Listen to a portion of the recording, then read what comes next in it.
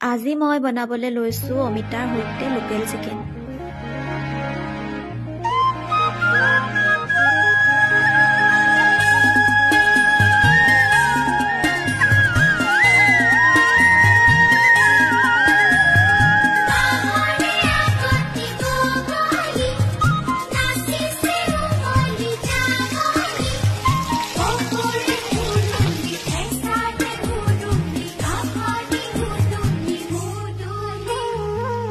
da da da da da da da da da da da